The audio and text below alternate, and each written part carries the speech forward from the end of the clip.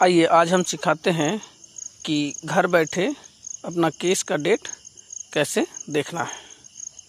इसके लिए आपको सबसे पहले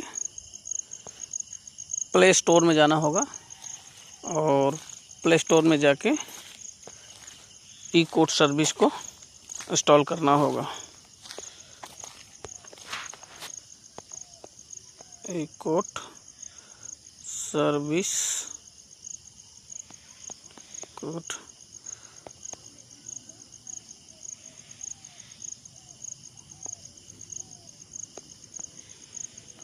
सर्विस ई कोड सर्विस ऐप। देखिए मेरा मोबाइल में पहले से इंस्टॉल है, इसलिए हम इसको ओपन करेंगे। अगर आपका मोबाइल में पहले इंस्टॉल नहीं है तो आप इसको पहले इंस्टॉल करें फिर ओपन करें। इसको ओपन करिए और ओपन करने के बाद देखिए आप जब भी इसको ओपन करिएगा तो ये खुल जाएगा। इसका जो पहला ऑप्शन होगा वो सबसे पहले है डिस्ट्रिक्ट कोर्ट और हाई कोर्ट।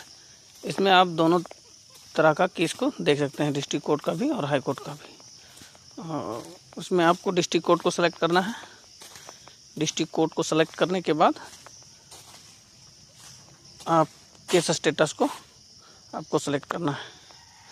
केस स्टेटस को सेलेक्ट करिएगा तो दूसरा स्टेज है जो आपका वो रहेगा, आपको अपना स्टेट सेलेक्ट करना है। तो आप जो स्टेट से आते हैं वो स्टेट को सेलेक्ट करिए। हम झारखंड से आते हैं इसलिए इसमें झारखंड को सेलेक्ट करते हैं। फिर अगला स्टेज है अपना डिस्ट्रिक्ट सेलेक्ट करना। तो हम हजारीबाग से आते हैं इसलिए हजारीबाग को सेलेक्ट करते हैं। आप अगर जो स्टेट से आते हैं उस स्टेट जो डिस्ट्रिक्ट से आते हैं उस डिस्ट्रिक्ट को सेलेक्ट करिएगा।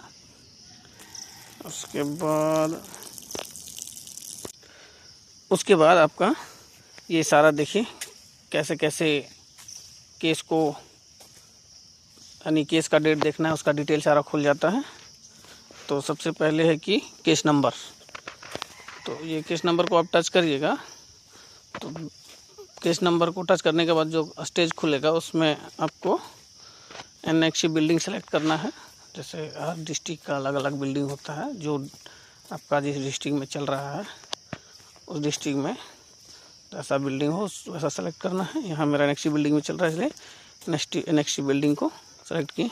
उसके बाद केस टाइप, ये बहुत तरह का केस टाइप होता है। आपका जैसा केस हो वैसा केस को सेलेक्ट करना है। जैसे पहला है arbitration case, bail petition number, children case, civil appeal. इस तरह लगभग 20-30 केस है जो कि सिविल कोर्ट में चलता है। उस तरह से केस को सेलेक्ट कर लेना है और सेलेक्ट करने के बाद आपको उसका ईयर डालना है। देखिए जैसे आज हम इसको सेलेक्ट करते हैं STSC केस।